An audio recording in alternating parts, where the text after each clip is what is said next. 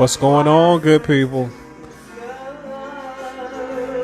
Got a good show for y'all today. We always got good shows for y'all, man. This is Stevie Wonder in the background. They don't sing like this no more. They don't sing like this no more. We got a dope show for you.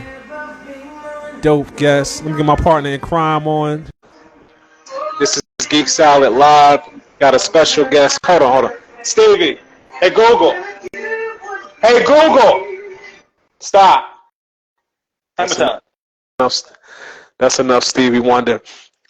G the bearded one. We're looking at his chair right now, but okay, whatever. This is new. We got a dope show for y'all today. We got a very special guest. We got Shaquille. She's a writer, director. The project she's working on currently, it's available on Tubi. It's called The Other Wife. Very dope show. So we're gonna pick her brain and see what she's got going. Let me get her on. I want y'all to share this live out. Let us know what you're doing this Friday, how you feeling. The week beat you up. G, can you hear me? Yes, sir. Shaquille, Hey, what up? welcome. What's going on? What's going on? Yeah. Special y'all. guest. Hey. Yes. Can y'all hear me pretty good? Is the audio okay? I can hear you. Yeah, you good. You good. All right, cool. It's funny because Shaquille is in Chicago and she's on Central Time, and we're on the East Coast. We're on Eastern Time, so I'm pretty sure I put it in the DM that it was Eastern. She was unprepared. I'm playing. Okay. Glad you could make it. No, it's all good.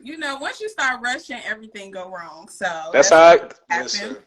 But I made it. Thanks y'all for having me. No problem. No doubt. Glad you could be here. I got my beverage. You know what I'm saying? Yeah. We got to ask. Ooh. Yeah, Not to me. I couldn't even prepare like that. What is that?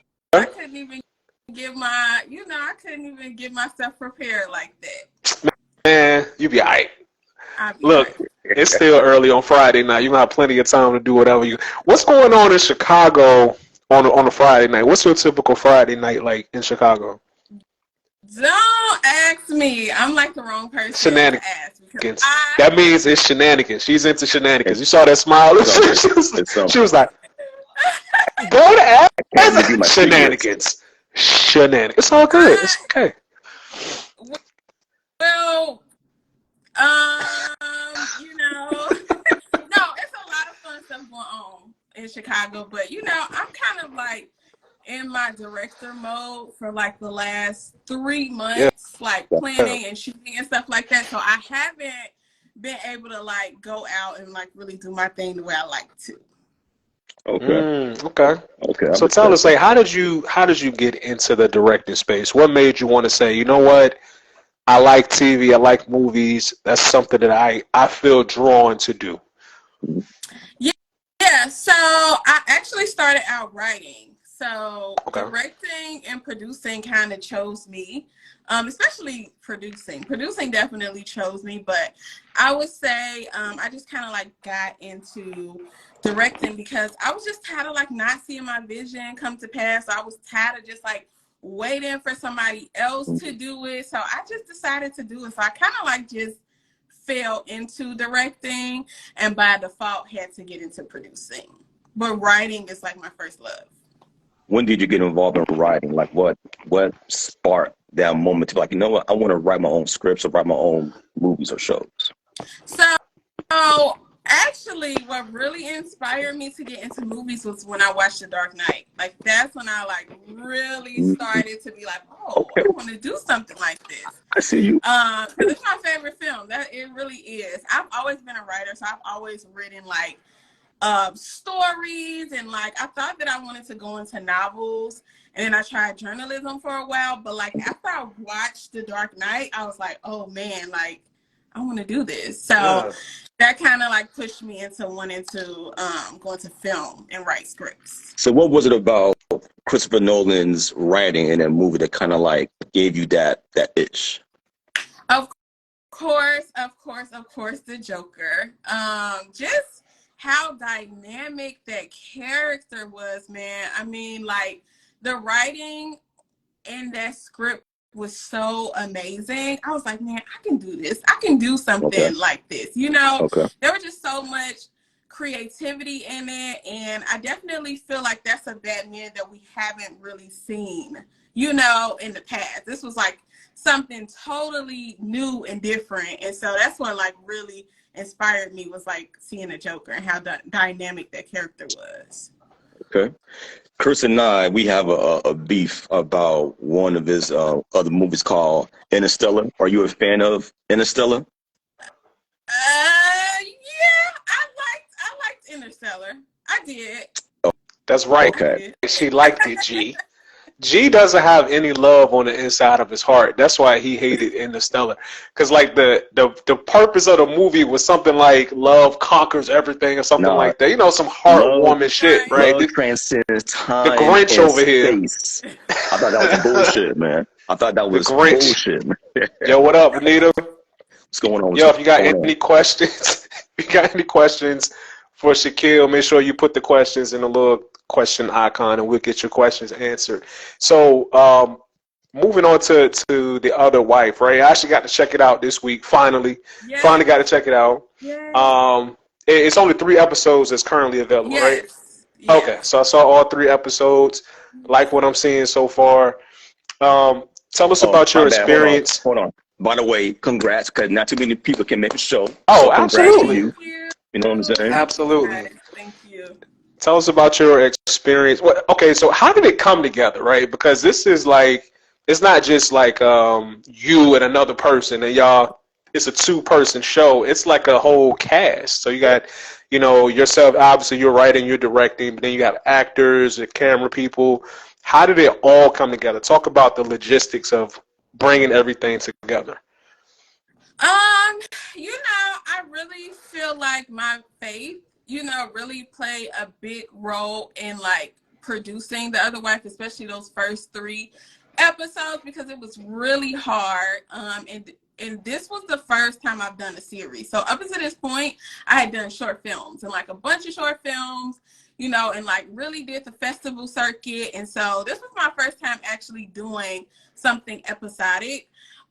So writing The Other Wife, I kind of went on like a fast. I went on like a 21-day fast. And so after the fast, I kind of just like realized so much about myself, and I kind of wrote it in these characters. So like, this is like 10 to 12 different characters, and they all like have a little piece of me and something that I discovered about myself during my fast. So like, you have Marina, who is like angry, you know, like her rage is really like, whoa. And then you have like Connie, who's manipulative. You have Andre, who tries to do the right thing, but it doesn't always work out for him. So there's a lot of different characters with a lot of different dynamics, and it really came from me just learning so much about myself and wanting to like put that on the page. Word. Oh, that's dope. Was there any moments when you was creating this show that you felt as if it couldn't get done, and how you overcame it? Oh my gosh, so many moments. You know, I even have those moments now. So like I said, creating The Other Wife, we did it during the pandemic. So it's 2021, so right in the middle of the pandemic, and we needed a hospital scene, and we needed a funeral home scene. And during the pandemic, they are the busiest, the hospitals and the funeral homes. So I was like, man, like, that. Yeah. I don't know if we can do that, but I definitely prayed about it. And I was like, God, if you can give me this hospital scene and you can get me this funeral home, I will do it. And lo and behold, a filmmaker sent me a message and was like, hey, I want to support you. And I was like, oh, yeah, you know, just like my page or something like that. He's like, yeah, you know, I'm a filmmaker, but I'm also a coroner. And I was like, what? And I was like, he was a funeral director. And I was like, what? And I was like, do they let you film in a funeral home? And he was like, well, I got one that will let you film if you are like, damn, you know what I mean? If you need a funeral home. And so I was like, okay, God, all right, we're going to do it. You know, like that was my confirmation to like, get it done. Yo, how did you pull all? Because I know the scene you're talking about in the hospital. you said that was actually filmed during the pandemic, like, because I could see actors being like, I ain't going to no damn hospital. It's a Right. whole pandemic. How did you convince the cast to go to the hospital during the height of COVID? And then on top of that, how did you get clearance to like actually shoot in the hospital? So it's so funny. I actually went after, like, I was trying to get Rush Hospital, because they actually have an assimilation room where they just pretty much like, this is for like testing and like test dummies and stuff like that. This is not people. And so I reached out to them. They were like, oh yeah, Chicago Med, they film here all the time, and the rate, it's like $10,000 a day. And I was like, oh, Oh. okay, yeah, Okay. Right. that's Oh, all doable. right. And the paperwork, I never looked at the paperwork. Like, I knew that would not happen. Yeah. But I had a friend who worked at a medical school. And so I was like, hey, do you know any other medical schools? I'm not going to ask your job because you work there, but do you know any other medical schools? Ask my boss. Oh, okay. And I said, yeah,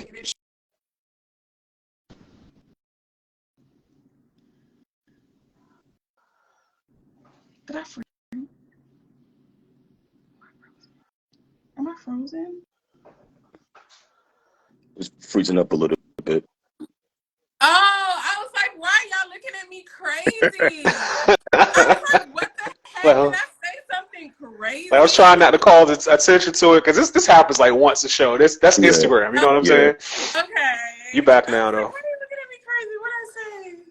Yeah, so you were saying that you had a friend who actually worked in a medical school. Yes, so she worked at a medical school, and I asked her, like, hey, do you know any other medical schools? Because I didn't want to ask her job, Yeah. but she's like, you can ask my boss. And I was like, oh, okay. So I shot him an email and was like, hey, can we film there? He was like, yeah, get insurance. And he cleared us to film in there. Dope. Wow, Dope. that's dope, man. That's dope. Gotta use your resources and your network. Yes. That's a major key right there. Yes. It's a must. Because we It's a would have must. canceled at that scene, and that just would have been terrible. Mm, mm, mm. So dealing with the show now, it's everywhere. From what I saw, Roku, Apple TV, Tubi. How grateful are you that you're having your show on so many platforms? Some people have a thought to make a show, but never execute it. So having your show on these many platforms, like, are you getting more reception to it, or people are saying like, yo, I never knew you were doing this. Like, thank you. Like, how does that feel? Yeah, I mean, it really feels amazing. I will say, like, we shot this 2 years ago. So this is like 2 years in the making. So for everybody else, like, this is new, and people are like, oh, that's so cool and all of this. But for me, I'm like, I've been like going through my journey with this. You know what I mean? Like, I've been like, man, moving and shaking with this and trying so many different avenues. And so to see it finally grow and like get the recognition that it deserves and what I've been working for is so amazing, because this has been 2 years, and 2 years sounds so short, but when you're in 2 years, you know what I mean? When you're in 6 months, when you're in a year and no traction and nothing has happened to it, it can be super discouraging. It can be depressing. Right. I was like, man, maybe people are just not getting it. Maybe it's not good. You know what I mean? Like, I just went through so many emotions with it. So now to see it like just getting so much recognition and being able to be on these like major platforms, I'm so happy and grateful. That's dope. I mean, it's again, you don't get this every single day where young blacks are being creative and holding their own and getting that recognition. Can you explain the process of getting your show on these platforms? Yeah. So initially, when I got it on Roku, so to start off, my plan was to shoot this as a proof of concept, and then to be able to sell it and for another platform to pay for it, because I didn't want to pay for it. I don't have no money. Okay. So I was like, I don't want to pay for it. I just want to show what I can Right. do, and somebody else can pay for it. But I was getting so much runaround from these different platforms and networks, and nobody was saying yes, but nobody was saying no. Okay. So I was just like, you know what? So essentially, it was a pilot, and I was like, all right, this is my last effort. I'm going to cut this thing up into 3 because it's hard to distribute 1, but I feel like I could have distributed 3. So I said, I'm gonna cut this up and I'm gonna make it into 3, and I'm gonna try to self-distribute. And the first thing I did was I reached out to Exposure Plus Network, and they're the ones who put us on Roku. But I reached out to them and I was like, hey, do y'all, you know what I mean? Do you guys accept content submissions? And they were like, yeah, you know, what you got? And so I sent it to them, and a few days went by, and I was like, man, I'm tired of this. You know, like, I'm tired of reaching out to people. I'm over it. And then the lady, like, sent me a message, like, a week later and was like, oh, sorry, I was on vacation. Which was like, hey, buddy. Like, I was in Jamaica getting my groove back with Stedman, and then, you know, sorry to put your dreams on hold, but I had. Seriously, I was like really going through something, and this lady was like in Jamaica. But so she was like, oh, we love this show, you know. And so I had to like submit like a marketing plan, like, here's what I'm going to do if you guys put it on there. And then they sent it back and was like, hey, here's the specs, send it to us. And within like the next week, it was posted. Oh, that's what's up, man. Right. Look at God. I know. Look at God. I know. But also, like, it really does take, like, just having a lot of nerve to, like, reach out to people that maybe even if they don't have the answer, they may can point you in the direction. And I know for me, I was so afraid of rejection that I didn't want to reach out to people. Like, rejection is so hard, man. And I got a lot of it. So for me, I was like, this is my last time. If I get one more no, I'm done. And so God must have knew, like, yeah, we got to say yes to this one because she's just ready to be done. Like, this was 2 years, y'all, like 2 years.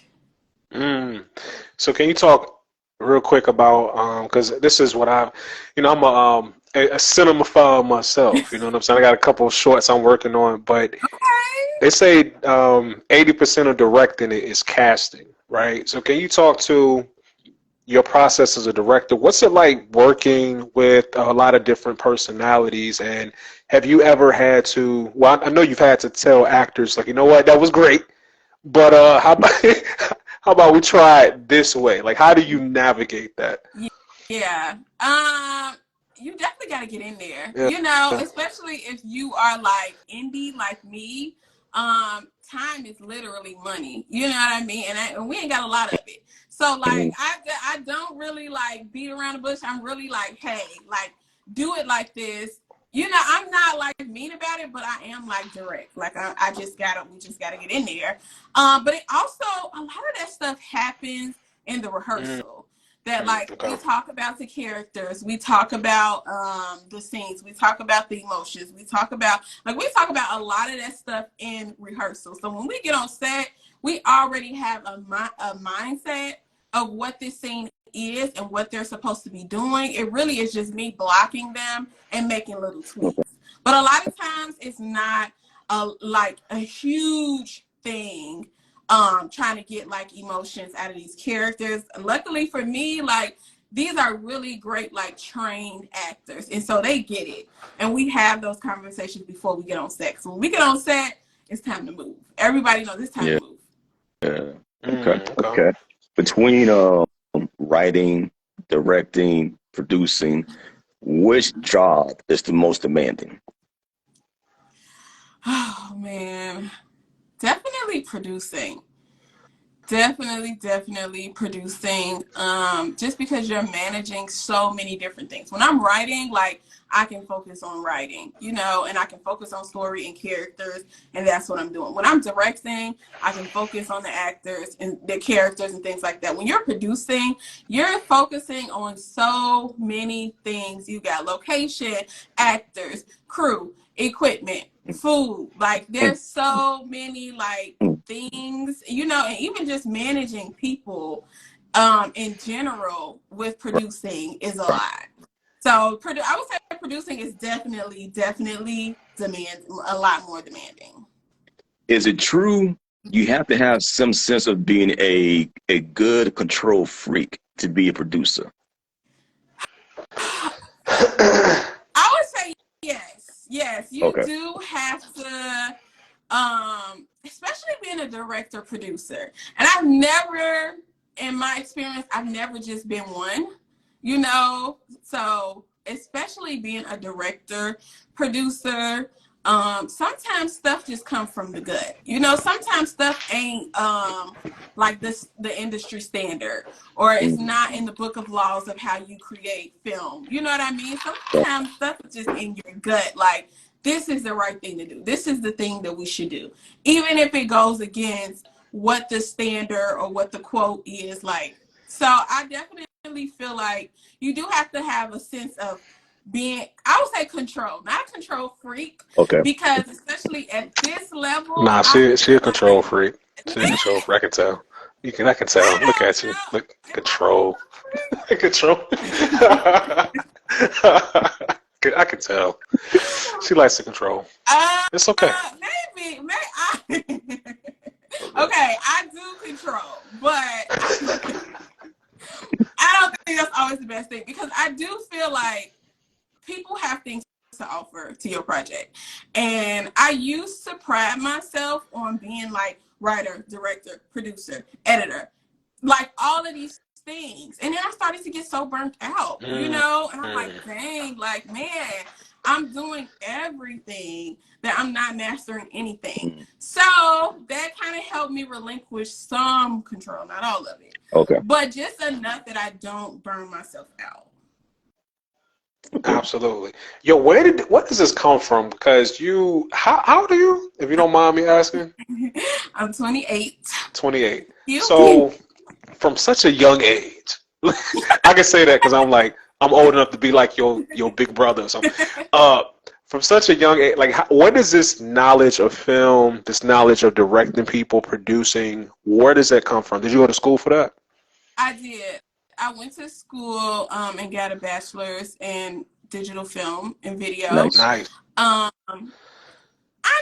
I mean, I do feel like it laid the groundwork, but really just the person that I am and where I come from, I think is what shaped the most of like my film career. That like I came from the trenches. Y'all know Chicago.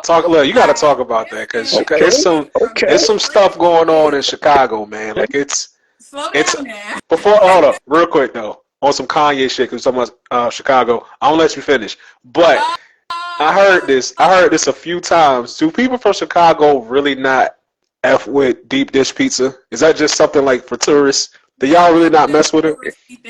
No, we're not rolling up trying to get some deep dish. Like, no, come on. That really is a touristy thing. I mean, it's good. That's what I heard. Eat it once or twice a year, but we're not sitting at home eating deep dish. Okay. Myth the book. Can you touch on growing up in Chicago? What was that like? Oh. So like I said, I came from the trenches. I came from Inglewood, 59th and Wood. Okay. Inglewood is like, don't do that, okay? I'm in Virginia. I'm safe. You gotta be careful. I'm safe. I got a little trigger just then. But yeah, I just came from the hood, man. Like just poverty, man. Straight poverty. Just being like unsafe. Like so many things that I had to like unlearn to be able to do the things that I'm doing. Like I come from a very sheltered family. Like all we know is each other. And so me coming out and doing film, like you can't make a movie by yourself. So there's so many things that I had to unlearn growing up, that like, okay, like you ain't gotta constantly look over your shoulder. Definitely look over. That's all right. You might want to do that. Like you okay. Exactly. Okay. Exactly. Yeah. So there's like a lot of, I just come from like just poverty, man. So the things that I'm writing about now is like things that like I've never really seen before. Like two-parent households, you know, or like people having problems outside of money. You know what I mean? Like this lady is like struggling with like infidelity of her husband. You know, we're not even talking about like money issues or anything like that, which is something that I grew up in. Like I just wanted to tell other stories. I didn't want just that one depiction of me being this young girl in the hood, you know, just being unsafe and scared all the time. Yeah. Right. Okay. Listen, whenever you're not in creative mode, when you're writing, directing, producing, what's your favorite genre of movies or shows? Like what do you like to, you know, kick back and watch whenever you're not in director hat mode? Murder mysteries and CSI and how to get away with murdering somebody. That's all. Yo, women love those shows. Huh? I got you reading me. You 2 for 2. See what I said? You 2 for 2. That's crazy. Yo, I gotta keep my eye on y'all because it's like I do like a good murder mystery. Okay, see? but I love romance. I love corny romance movies. I love The Notebook. I love it. What do you want? What do you want? Well, we all can relate to that though. Yes, yeah. I love that movie. So yeah, I love me a corny romance movie. Okay. I feel like they don't do those anymore. You know what I'm saying? Yeah. I feel like romantic that's not really a romantic comedy, but romantic comedy seems to be like done with. Like I can't think of the last good romantic comedy that I saw. Yeah. Bridesmaids. I love Bridesmaids. But Bridesmaids is not really a comedy. I mean, movie, I think that's just a comedy, bro. Yes, it's just a comedy. Because the main story wasn't, you know, about the wedding for real. It was more like the sisterhood and all of that. Okay. Hilarious movie though. I give you that. Yeah, that was hilarious movie. There is a new one on Netflix with Gabrielle Union. Excuse me. Yeah, it's a sweet little movie, you know. I mean, that's an example of a rom-com right there. But you're right though, that there's not a whole lot of them in this day and age. But let me get back to this true crime. What is it? what attracts you to true crime? Is it the mystery? Is it how they got away? Is it why they were doing it? Like what is it for that genre? She wants steps on how she could get away with it if she needs to. That's what it is. That's what it is for every woman. This is research for a movie. For a movie, exactly. Yeah, for a movie. This is a movie idea. Right. Okay. I love the mystery of it. I mean, because stuff be happening that it's like, how did that happen? You know, like these people be coming up with stuff you would never imagine to happen. Like, how the hell did you even come up with this? You know? Could you ever see yourself doing like a documentary covering one of these true crime mysteries in the future? What you say? Can you see yourself doing like a documentary or like a show, kind of like the true crime shows on FX or Netflix? Like do you see yourself doing that in the future, maybe like as like a pet project? Yeah, I just honestly I have like a weak stomach, man. Like I don't know if I can really create these type of things because my stomach is I'm too like you gotta be in it. Yeah. If you're gonna make it, you gotta you gotta be in it, man. No, I don't really have like the stomach for a lot of stuff like Dahmer. You know, people love Dahmer. I could not watch that. Strange. I was like, all right, this is a lot. So sometimes, you know, my stomach can't handle a lot of stuff. Okay. Gotcha. Respect that. Gotcha. I feel you. So let me ask you this, because this is the Geek Salad podcast, and we all about our blurredness, our blurdiosity, if you will. Okay. What is the nerdiest thing about Shaquille? Oh my gosh. What's the nerdiest thing about me? I just recently found out I was a nerd. You was a closet nerd. You weren't aware? So, I always thought I was a thug. I would say the nerdiest thing. I don't know, because I don't think I'm nerdy. Mm-hmm. How did you figure out that you are a nerd? Well, my friends told told me that I was a nerd. Good old friends. Yeah, and it was like more than one person that told me I was a nerd. And I was like, dang, man, like that's where I live in the suburbs now. That might be the nerdiest thing because I live in the suburbs now. I don't even live in the city no more. I be in my box. So, but yeah, my friend was like, yeah, you love talking about film and like, you know, you nerd out when it comes to film. And I'm like, whatever. That's funny. I mean, there is film geeks, there is video game. I mean, it's a whole spectrum. Yeah. You know what I'm saying? So wave that geek flag, nerd flag high. Be proud of it. You know what I'm saying? Go ahead and get you a Geek Salad t-shirt. You know what I'm saying? The merch is coming soon. Merch coming soon. Geek Salad, get yours. Get 4 or 5. Get them for the family. All of that shit. Hey yo, all right, yeah. Let's hit it with some would you rather before we leave the show, man. Okay. All right, so back. So you from Chicago, a lot of good food in Chicago, right? Mm-hmm. So let me ask you this. Would you rather have, or is your preference for the hood soul food spot or the hood Chinese spot? Ooh, that's a hard one. That's what she said. Oh, that was so hard. Okay. Think about it. I'm gonna go with the Chinese spot. Why is that? Okay, so we're kicking you out of the black community. That just is what it is. You out. You out of there. Listen. Everybody can't cook greens. You know what I mean? Absolutely. And that's my favorite thing. Okay. So I haven't found a lot of soul food places that can cook greens the way I like the greens cooked. So that's why I gotta go to the dirty Chinese. So, listen, I'm talking trash about you. I'm picking the hood Chinese spot too. Like I love soul food, but like you said, everybody can't cook it right.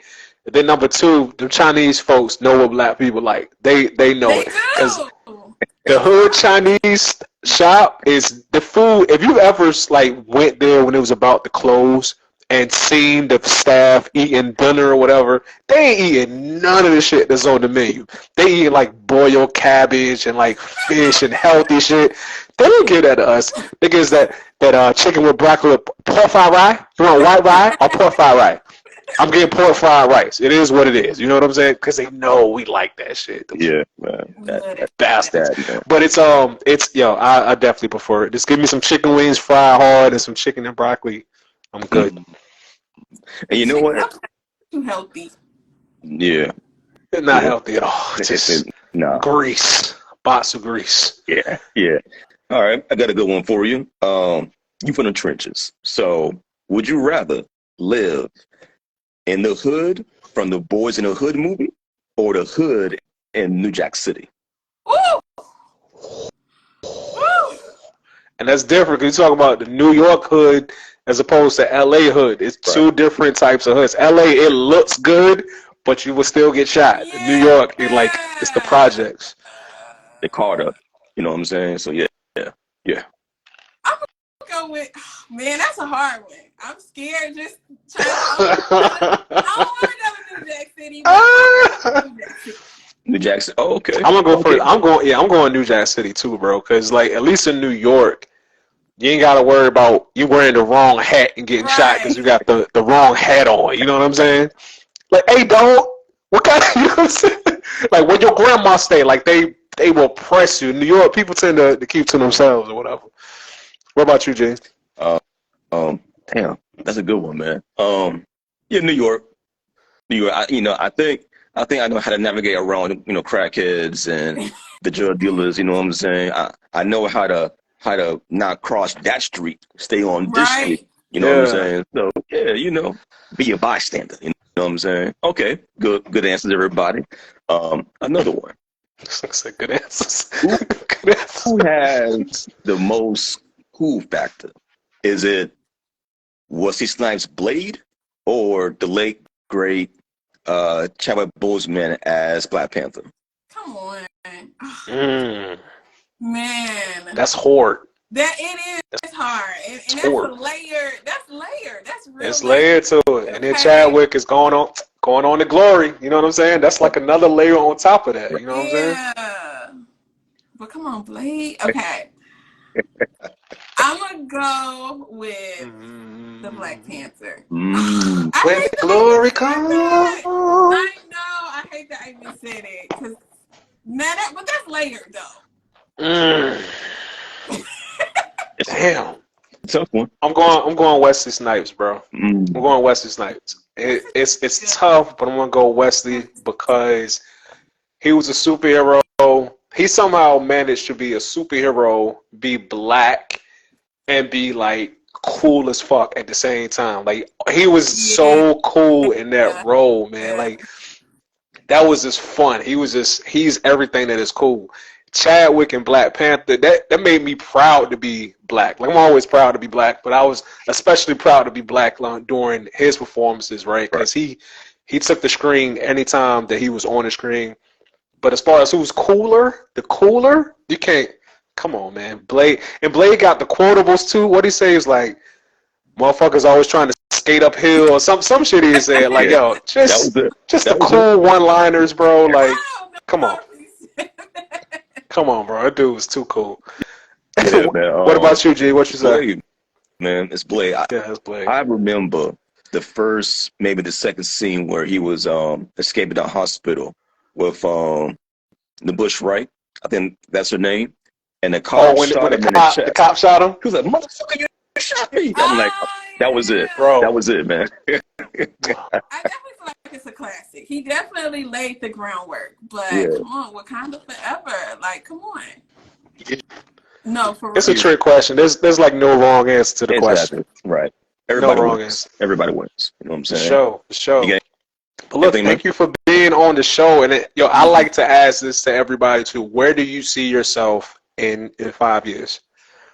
Well, my family call me Tina Perry. So we'll see. Okay. We'll see what the future holds. I definitely want to finish out my show, but also I got some other show ideas, some other stuff that I want to do.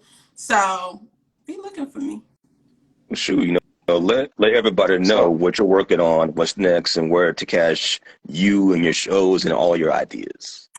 Yes, so The Other Wife is streaming on Tubi right now. Also Roku, Apple TV, all of those. So go watch it.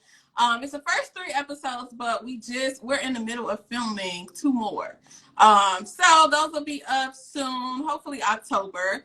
And then also I'm doing a crime drama this year as well. Okay. So that's something else to look out for. Nice. Okay. That's what's up. Is that called Time? Make sure you. What is that? Is that called Time? Is that the name of that show? Yes. See, Gee, look at you doing your research. I do my research. Right. Research. That's my nigga right there. That's what I'm talking about. Yes, that's Time. That's the crime drama. I feel like that's the best writing I've done this far. That says a lot. Okay. But it's really good. It's a really good show. So hopefully we get funding to film that end of this year. Can you cast me as John Doe number 2? Yes, I love that for you. Cool. I want to roll. No, forget all that. I want a speaking part. I want it ain't got to be big, but I want to have some lines. Give me some lines. Let me say something. Okay, you know what I'm saying? Okay, I got y'all. If we can come back and I can come back with my people, yeah. I can John Doe number 1. I'm gonna come to Chicago and just be looking over my shoulder randomly for no reason. I don't know the neighborhoods here. Stay off my city, y'all. That's what's up. Yo, shout out to the homie G.I.'s too. We're about to have him on in a little bit. Shaquille, thank you for being on the show. Really enjoyed you. Make sure y'all catch The Other Wife on Tubi. It's on Apple TV too, right? Yeah. Apple TV? Exposure TV, Okay. Cool. Yes, but thank y'all so much. I really appreciated this. This was super fun. You're welcome. Definitely got to have you back on the show. Enjoy your night. Thank to you. y'all, to everybody else. I'm slurring my speech because I've been drinking. Appreciate y'all for watching. Stay tuned. We'll have the homie G.I.'s, very dope artist on the show.